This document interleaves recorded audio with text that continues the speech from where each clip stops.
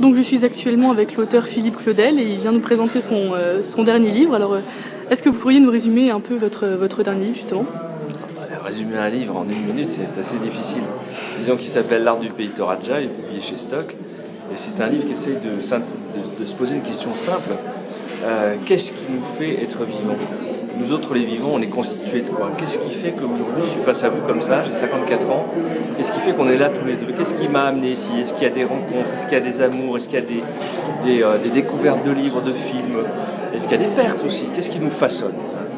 Voilà un petit peu le principe fondateur. Et puis l'histoire en elle-même, c'est un narrateur qui est cinéaste et qui a la douleur de perdre son meilleur ami qui est producteur. Il est atteint d'un cancer.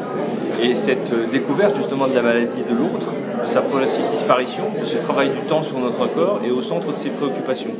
Mais autant le livre se construit sur des questions graves, comme celle que je viens d'évoquer, autant c'est un livre qui va peu à peu vers la lumière et qui essaye de nous montrer une chose, c'est que certes la mort existe, la maladie aussi, mais la vie doit être au service de la vie.